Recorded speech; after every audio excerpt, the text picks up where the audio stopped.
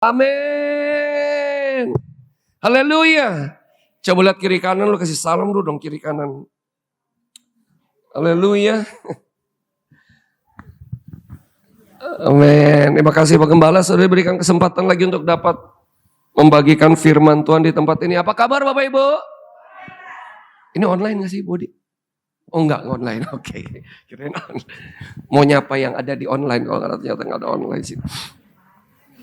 Oh iya. Tapi nggak apa-apa, kita menyapa Bapak Ibu nanti akan menyaksikan melalui YouTube ya. Jadi Bapak Ibu yang ada di rumah menyaksikan melalui YouTube, shalom bagi Bapak Ibu. Dan saya berdoa Bapak Ibu dalam keadaan yang luar biasa. Seperti yang ada di tempat ini, saya lihat semuanya luar biasa nih. Coba lihat dulu kiri kanan, katakan kamu luar biasa gitu. Nah.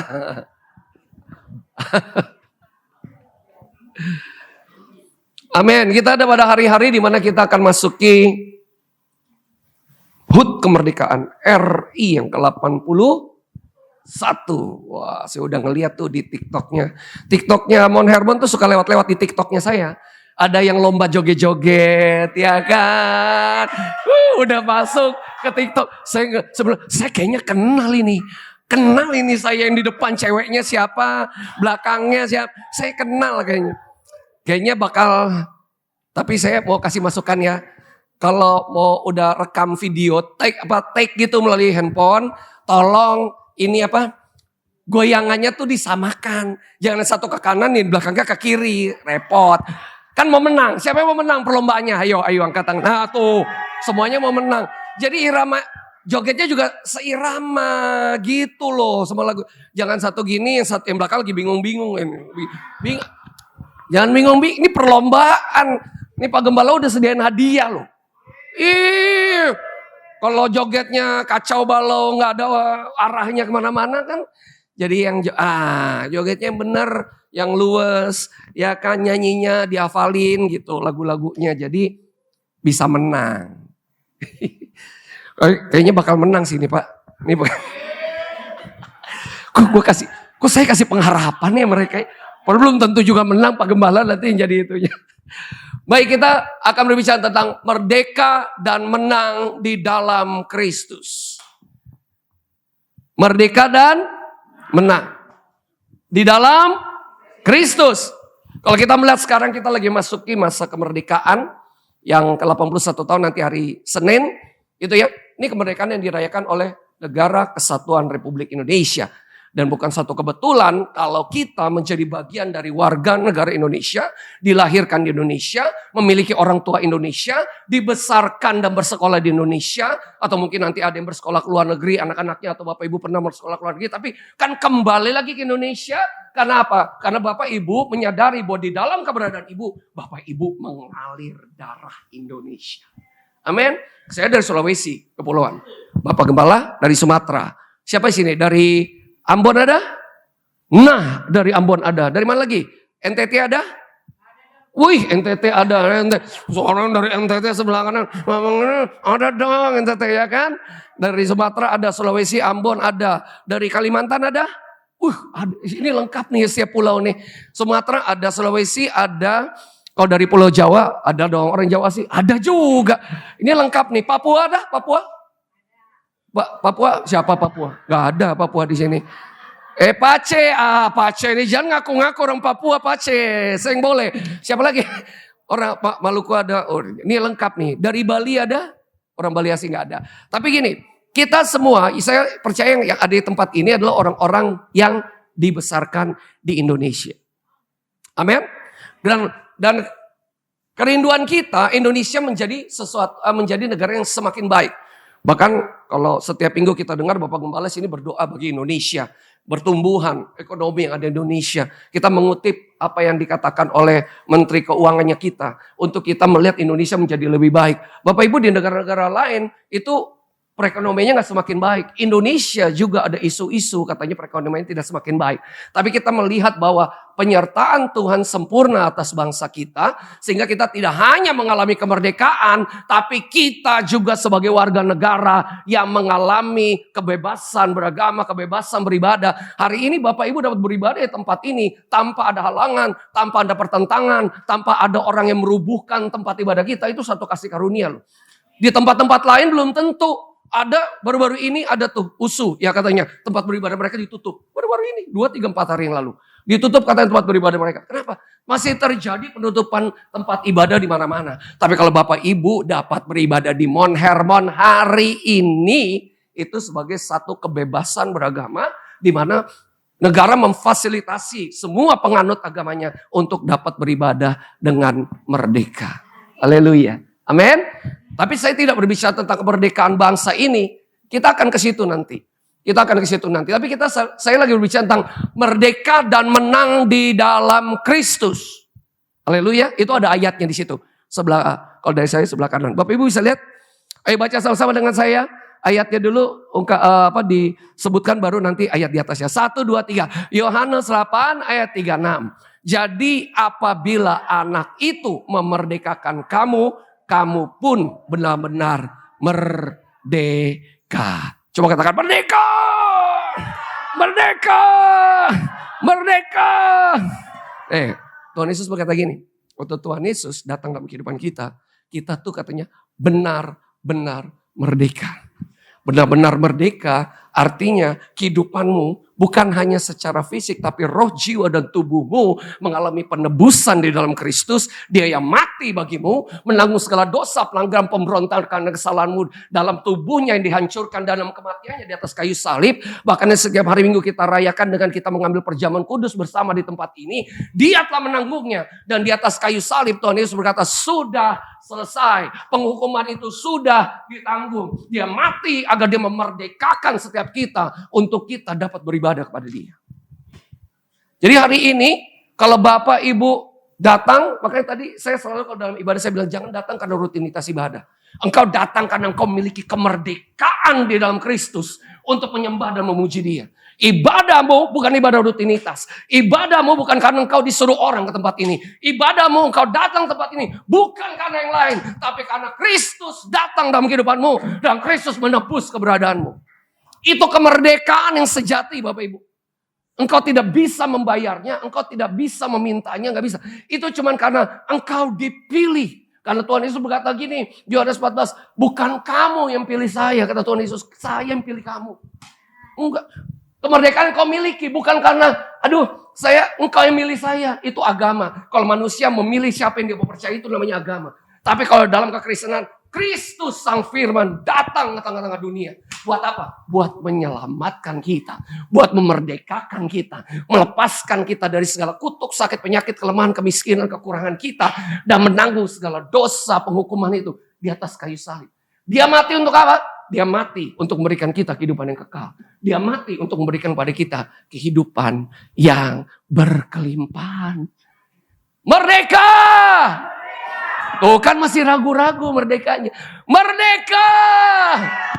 Ini kalau Tuhan Yesus berkata, jadi kalau aku memerdekakan kamu dari ayat ini, maka kamu pun.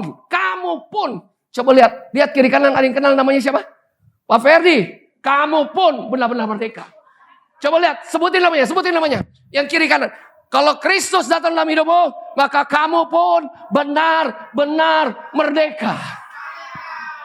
Merdeka. Ya kan? Merdeka. Jadi waktu datang ibadah merdeka. Tadi Bro Pastor Thomas nyanyi. Indonesia untuk kemuliaanmu. Betul ya? Sebelumnya lagi. Hatiku rindu melihat kemuliaan-Mu. Hatiku, benar gak sih ini kita rindu? Melihat curahan kuasa-Mu di tanah tercinta, negeriku Indonesia. Ku berdoa Indonesia penuh kemuliaan-Mu Indonesia bagi. Ini lagunya dalam loh. dalam. Bukan sekedar satu teks lagu. Katanya lagu ini, hatiku rindu. Yang menuliskan lagu ini, dia bilang, aku rindu Tuhan, lihat lawatan Tuhan. Aku rindu lihat kemuliaan Tuhan dinyatakan atas bangsaku dari Sabang sampai Merauke, dari Pulau Miangas sampai ke Pulau Rote. Aku rindu.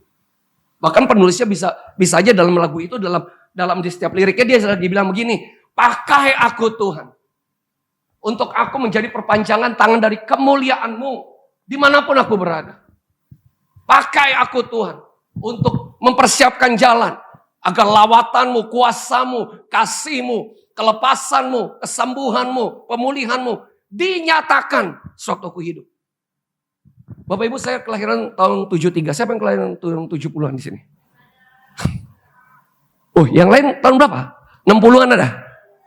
Oh, 60-an ada. Oh, tua juga ya Bapak Ibu ya di sini. 60-an ada, 50-an ada. Kalau Bapak Gembala kita jangan tanya ya, Bapak Gembala terkecuali. 50-an ada? Ibu 50-an. 40-an pasti nggak ada di sini. 44. Oh 54 berarti paling tua. 54 ada, tahun 60-an ini baby boomers. 60-an ada? 60-an ada, 70-an saya. 70-an, 80-an? 80-an gak ada di sini, luar biasa. Tua juga nih semuanya. 90-an? Oh 90-an ada. 9 berapa bro? 91? Yang di belakang? 90. Oh tahun 90-an ada. Berarti masih ada generasi milenialnya di sini. Iya. Nah, generasi X. Saya bilang bahwa kita tuh yang dari ibu tahun dari 50, 60, 70. Kalau kita masih hidup hari ini, beruntung. Kita saat masuk dekade masa-masa di mana kita melihat bagaimana perkembangan Indonesia. Saya tuh dari 4 bersaudara, saya yang lahir di Tanjung Priuk. Saya tahu dari waktu orang tua saya pindah ke Tanjung Priuk, ya saya anak paling bungsu dari 4 bersaudara. Waktu kita pindah, saya tahu perkembangan daerah Tanjung Priuk dan sekitarnya. Dari yang dulu Tanjung Priuk itu tempatnya para gangster, yang kan tukang bunuh-bunuhan, sampai sekarang Tanjung Priuk itu udah bagus banget. Udah jadi keadaan aman. Kemarin ini baru-baru, nih kasusnya lagi kejadian Kampung Bahari, di daerah sekitar Muara Bahari. Enggak, di dekat di kita punya daerah Tanjung Priok aja Muara Bahari. Kampung Bahari itu sekarang lagi digerebek karena salah satu gembong yang ditemukan dia memiliki ekstasi 98 kilo itu ada di situ. Dan sekarang ini lagi diudak-udak. Tahu nggak di sana? Udah kayak perang. Semuanya punya pistol. Gembong, mafia, narkoba semua punya pistol. Jadi waktu polisi masuk sana udah kayak perang. Asap di mana-mana. Kita kira kan ada perayaan 17-an kan petasannya. Tahu-tahu lagi tembak-tembakan. Serem di sana kalau daerah agak belakang itu masih agak serem. Tapi di bagian depan kalau Bapak Ibu masuk daerah, saya paling tahu. Dulu saya adalah orang yang mengalami peristiwa Tanjung Priok, pembantaian yang terjadi di peristiwa Tanjung Priok waktu itu.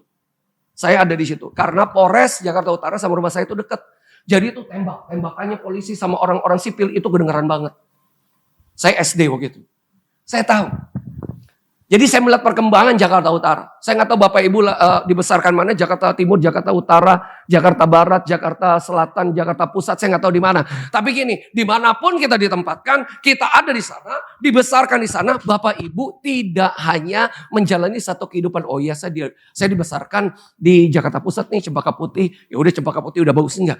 Kamu tempatkan Tuhan di sana untuk kamu berdoa bagi kota. Karena begini, waktu engkau mengetahui Yesus telah memerdekakan kita, Yesus telah datang dalam kehidupanmu, dan oleh karena iman dia membawa penebusan, dia membawa kemerdekaan dalam hidupmu, maka sebenarnya kehidupan kita pun harus membawa kemerdekaan bagi orang lain. Kehidupan kita harus membawa kemerdekaan bagi kota kita. Paling tidak kita bersyafaat, kita berdoa bagi kota kita. Kita bersyafaat, kita berdoa buat pemerintahan kita. Kita berdoa bersyafaat buat bangsa kita.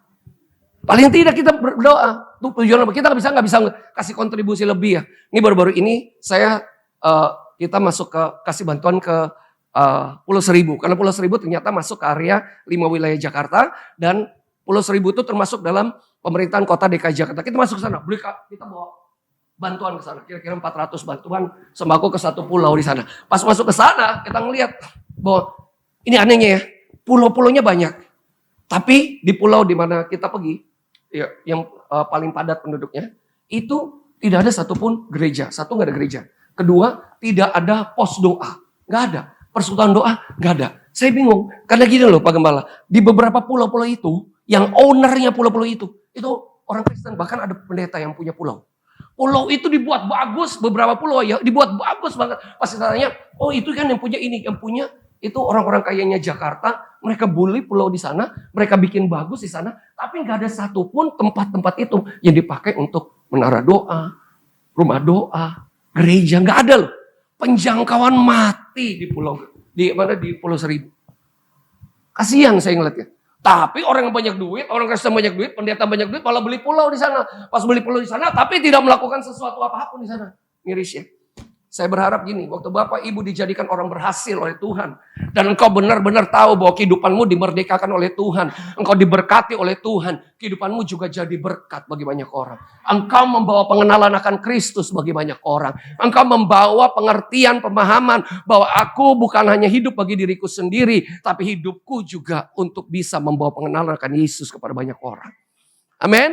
Jadi Bapak Ibu juga gitu, punya prinsip begitu dalam keadaan. Kenapa? Karena ini nih, karena Yesus telah memerdekakan kita. Kita benar-benar merdeka. Haleluya. Nah, kalau soal menang, itu satu hal yang berbeda. Karena gini, kalau kau udah memiliki kemerdekaan dalam Kristus, engkau harus memastikan bahwa setiap langkah kehidupanmu, engkau melihat kemenangan. Itu terjadi dalam kehidupanmu. Ini ayat ini kita baca yuk sama-sama. Merdeka dan menang dalam Kristus, 1 Korintus 15 ayat 57 ayat 58 bawahnya. 1, 2, 3. Tetapi syukur kepada Allah yang telah memberikan kepada kita kemenangan oleh Yesus Kristus Tuhan kita. Karena itu saudara-saudaraku yang kekasih, berdirilah teguh, jangan goyah, giatlah selalu dalam pekerjaan Tuhan. Sebab kamu tahu bahwa dalam persekutuanmu dengan Tuhan, jerih payahmu tidak sia-sia. Ini nih, kemenangan yang sudah kita miliki ya, waktu kita sudah dimerdekakan. Kita mau berjalan dalam kemenangan, ini loh yang harus kita bangun. Persekutuan kita dengan Tuhan. Apa tuh persekutuan kita dalam Tuhan? Ayat itu yang pertama kata gini, mengucap syukur. Ada ucapan syukur yang selalu kau naikkan dalam kehidupanmu. Ini udah bicara dengan pray, praise, and worship. Pray, praise, and worship ya. Doa, pujian, penyembahan itu bukan hanya dinaikkan waktu Bapak Ibu ada di tempat ini, di gereja atau dimanapun Bapak Ibu datang ke persekutuan, bukan. Di rumah itu yang paling penting. Karena apa? Waktu Tuhan datang, dia datang dalam kehidupanmu secara pribadi. Dia datang dalam kehidupan Pak Ferdi secara pribadi. Dia datang dalam kehidupan Bapak Ibu yang datang. Dia datang secara pribadi. Penebusannya pribadi. Karena engkau tahu kamu mengalami penebusan di dalam Kristus, maka engkau selalu harus menaikkan ucapan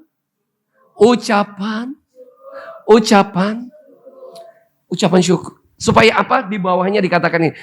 Gaya hidup nih orang nih yang udah dimerdekakan ya. Supaya dia tetap melihat ada kemenangan dalam kehidupan dia. Mengucap syukur. Kedua, berdirilah teguh, jangan goyah. Sekitarmu, kiri, kanan, belakangmu sekarang ada banyak berita-berita yang gak baik. Tapi engkau tahu bahwa waktu engkau sedang dimerdekakan, kita sudah dimerdekakan di dalam Tuhan. Disitulah Tuhan akan memelihara keberadaan kita. Disitulah Tuhan berjanji bahwa Tuhan tidak pernah meninggalkan kita. Disitulah Tuhan berjanji bahwa apapun yang kau kerjakan, waktu engkau mengerti bahwa engkau ada bersama dengan aku ada bersama dengan engkau. Melakukan apapun, jangan goyah. Engkau tetap harus berdiri, jangan goyah, teguh di dalam imanmu, dan selalu dalam pekerjaan Tuhan. Yang setuju katakan amin.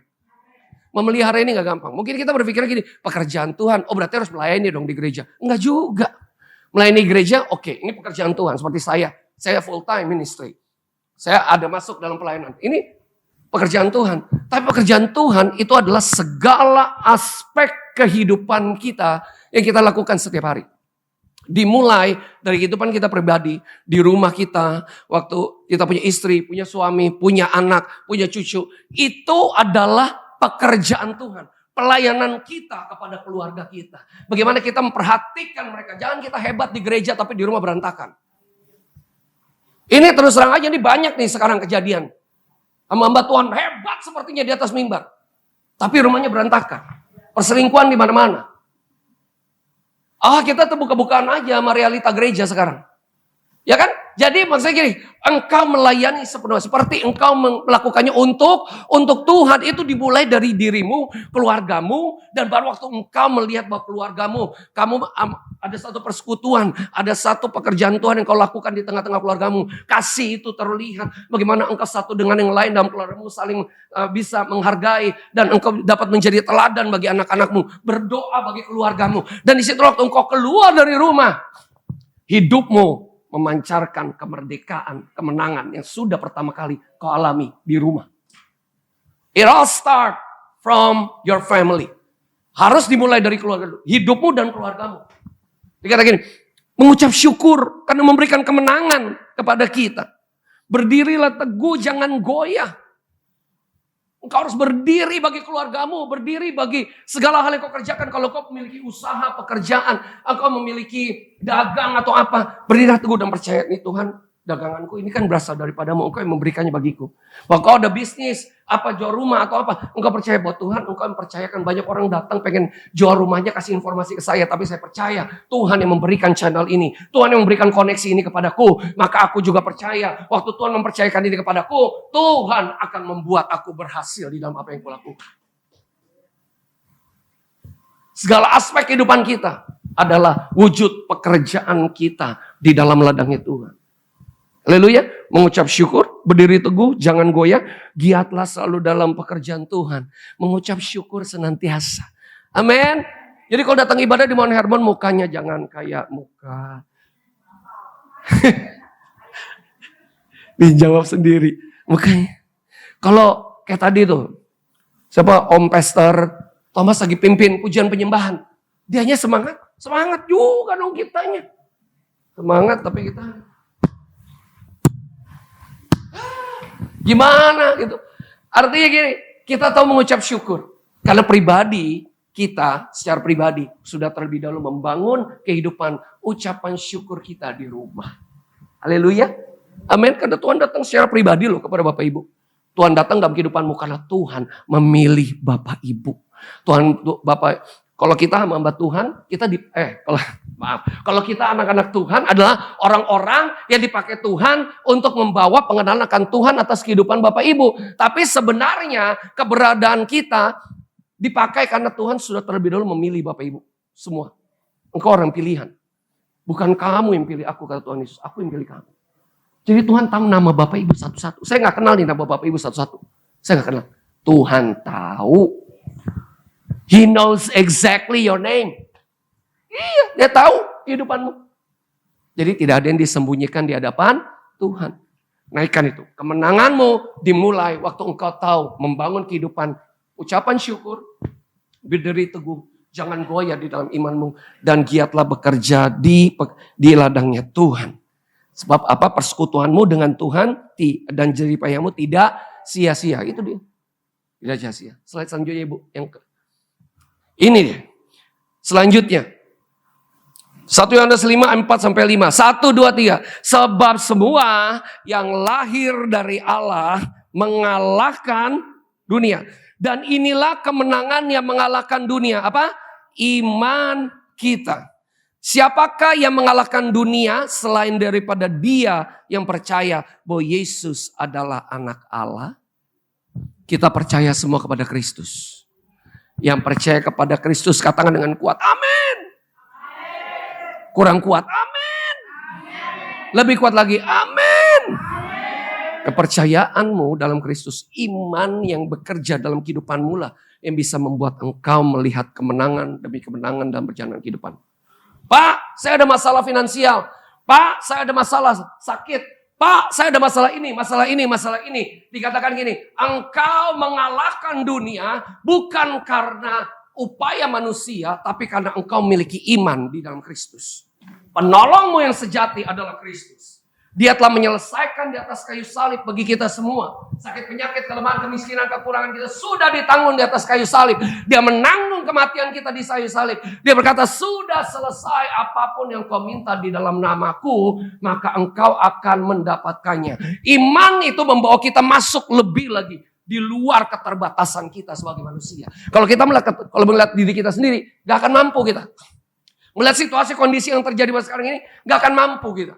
Bapak Ibu sadari nggak sekarang banyak di jalanan ini orang-orang, aduh ya, kalau daerah utara baik kan saya suka pelayanan daerah Ancol gitu ya, ada gereja-gereja Ancol situ. Nah saya ngeliat semakin banyak loh orang yang itu tuh, yang setiap persimpangan itu mereka itu tuh suka kayak bukan parkir, dia tuh itu kan bukan tempat parkir, tempat jalan maksudnya. Gini, mereka suka mengarahkan mobil-mobil untuk jalan lewat sini. Tapi buntut-buntutnya kan mereka minta uang 500, 1000 gitu ya. Dan ini sekarang makin banyak. Di satu persimpangan itu bisa 4-5 orang. Padahal persimpangannya situ aja, sebelah sini ada 2 orang, sebelah situ 2 orang, sebelah sini 1 orang. Situ-situ aja persimpangannya. Saya dulu nginget gini, dulu di sini nggak ada yang kayak gitu. Nggak ada, setiap persimpangan itu nggak ada. Semakin banyak karena apa? Karena gini, lowongan pekerjaan semakin tidak ada. Orang-orang itu mungkin sebelumnya bekerja di tempat yang lain, mereka sudah tidak punya pekerjaan, mereka sedang meng-create sesuatu, apa nih yang mesti saya lakukan, turun ke jalan akhirnya. Jadi Pak Ogah yang kiri kanan itu, itu. Sekarang banyak sekali. Daerah Sunter, daerah Kelapa Gading ada ya. Kelapa Gading ada beberapa tempat aja. Sunter, terus Ancol, banyak sekali sekarang. Kita beruntung ya, Tuhan memelihara Bapak Ibu. Tapi kita sebagai orang percaya, kita juga harus memberkati mereka. Amin. Imanmu mengalahkan dunia. Karena terlebih dahulu Yesus telah mengalahkan dunia ini bagimu. Tuhan Yesus berkata, janganlah engkau khawatir karena aku telah mengalahkan dunia. Karena kita percaya kepada Kristus, Kristus telah mengalahkan dunia ini. Maka kita sebenarnya sedang hidup di dalam kemenangan yang Tuhan Yesus telah miliki atas dunia ini. Yang setuju katakan, amin. Aku menang karena aku beriman dalam Kristus. Dan imannya itu bukan iman yang mati, tapi iman yang aktif. Bapak Ibu, iman tanpa perbuatan adalah kita diselamatkan oleh kasih karunia. Kasih karunia memampukan kita untuk menjadi pribadi yang aktif. Kasih karunia memampukan kita untuk tidak lagi kompromi sama dosa. Kasih karunia diberikan kepada kita, itu adalah kemampuan ilahi bagi kita untuk kita dapat melihat kemenangan demi kemenangan di dalam kehidupan kita. Haleluya, amin. Amin enggak? Amin dong. Jadi waktu itu diberikan, iman kita jadi aktif. Iman kita disertai dengan, karena ini dorongannya dari dalam. Ya kan? Roh iman, kita memiliki roh iman yang sama. Maka kalau aku percaya, maka aku berkata-kata. Itu Rasul Paulus bilang, roh iman ada, kita bergerak, kita melangkah, kita jadi berkat. Haleluya. Amin. Iman kita mengalahkan dunia. Apapun sedang terjadi dalam kehidupanmu, kiri kanan belakang depan, apapun yang kau dengar sekarang ini terhadap apa yang terjadi di sekitarmu, lingkunganmu, kotamu, bangsamu, percayalah bahwa engkau memiliki iman di dalam Kristus yang telah melakukan perkara yang ajaib dalam kehidupan kita melalui penebusannya, dan yang memastikan bahwa iman kita di dalam Dia membuat kita berkemenangan. Lihat kiri kanan, kamu menang. Haleluya. Slide selanjutnya, Bodi. Ini 2 Timotius 1:7, sama-sama kita baca. 1, 2, 3. Sebab Allah memberikan kepada kita bukan roh ketakutan, melainkan roh yang membangkitkan kekuatan, kasih, dan ketertiban. Lihat ini ya. Melalui Kristus, roh Tuhan itu muncul. Bahkan Rasul Paulus itu membahasakan roh Tuhan itu atau roh kudus sebagai roh Yesus Kristus itu datang dalam kehidupan kita. Dia mendiami keberadaan kita. Dan itu dikatakan gini, yang diberikan kepada kita bukan roh ketakutan. Halo, bagaimana kita mengalahkan dunia? Engkau tidak bisa mengalahkan dunia kalau kita ada dalam ketakutan. Tapi roh yang diberikan Tuhan kepada kita bukanlah roh ketakutan. Sekarang ini ikutin perkataan saya dalam doa. Kita deklarasi ya. Dalam nama Tuhan Yesus, saya usir semua roh ketakutan, intimidasi. Dalam nama Tuhan Yesus, segala dakwaan iblis kami hancurkan. Dalam nama Tuhan Yesus, saya, keluarga saya, gereja saya, orang percaya, kami berkemenangan di dalam Kristus. Tepuk tangan buat Tuhan kita. Itu harus. Kenapa? Dia tidak pernah memberikan roh ketakutan. Roh dalam diri kita dikatakan ini memberikan apa? Dia tuh membangkitkan kekuatan. Engkau bisa menghadapi apapun karena engkau tahu Yesus mengaruniakan rohnya di dalam dirimu untuk kamu dapat menghadapi situasi dan kondisi apapun. hatimu terpaut sama Tuhan, kau bisa menghadapi apapun. Kesulitan apapun bisa kamu hadapi. Haleluya. Satu kali beberapa waktu lalu saya melayani di satu keluarga. Kita buat mesbah keluarga di tempat itu. Belum lama ini lah.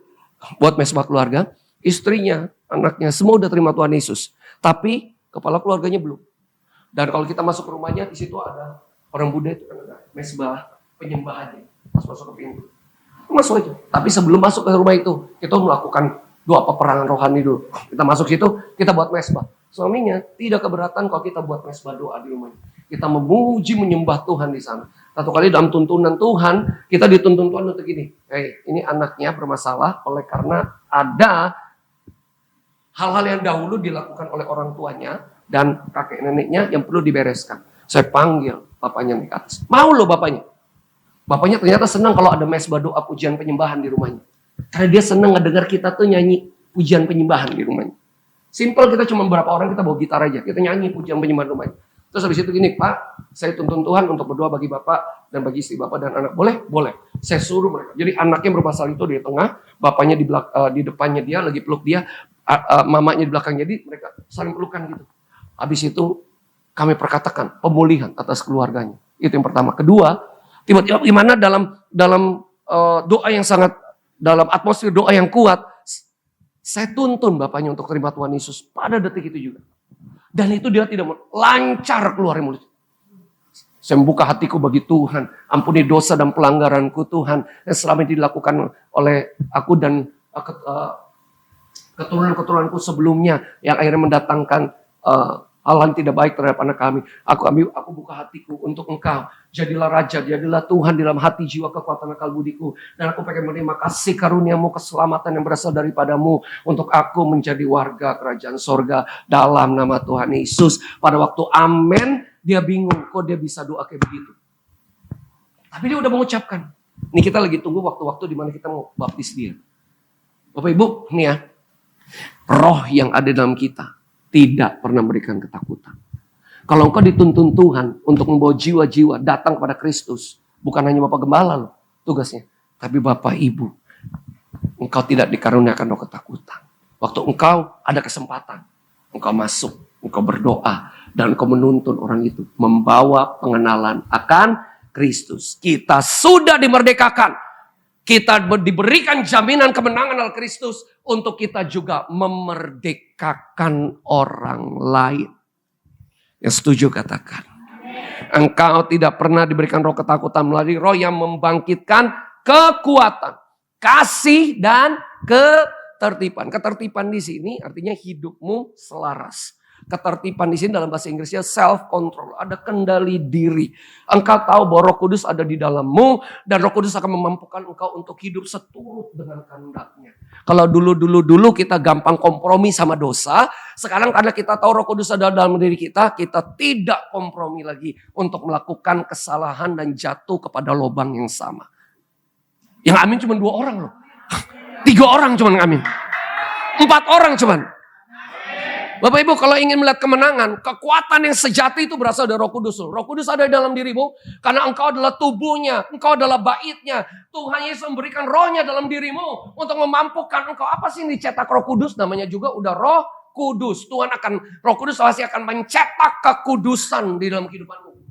Kalau ada yang gak kudus dalam kehidupanmu, Roh Kudus akan bicara di dalammu, menuntun engkau. Ini gak benar. No. Tegang semua mukanya, lihat saya. Tegang kan. Ini bukan kita, ini Alkitab. Dia memberikan roh, bukan roh ketakutan. Membangkitkan kekuatan, kasih, dan hidupmu diselaraskan ketertiban. Diselaraskan. Engkau sedang berjalan untuk selalu melihat kemenangan. Kemenangan tanpa Roh Kudus tidak akan ada kemenangan di dalamnya. Engkau hanya bisa menang karena engkau tahu bahwa engkau ada roh Yesus Kristus dalam dirimu untuk engkau menang di dalam segala situasi kondisi dalam hidupmu. Amin. Amin. Amin. Gitu. Jadi kalau misalnya Bapak Ibu dengar khotbah dari Bapak Gembala tempat ini ya udah mulai lagi dari Kejadian Keluaran nih Mamat bilang udah mulai lagi nih. Bapak Ibu terimanya bukan karena cuma tulis-tulis buat, ini bahan buat kuis nih ntar nih. Nanti supaya bisa jawab. Enggak kayak gitu aja. Tapi Bapak Ibu menghidupinya. Bapak Ibu adalah orang-orang yang ditentukan untuk menang di dalam Kristus.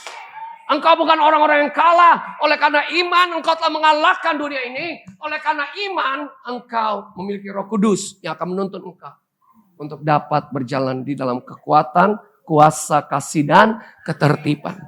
Slide terakhir, Bodi. Di sini kita rekap ya. Hal-hal yang Tuhan ingin di dalam kemerdekaan kita merdeka dan menang di dalam Kristus. Yang pertama tadi apa? Kristus telah memerdekakan kita. Masukkan dulu di dalam.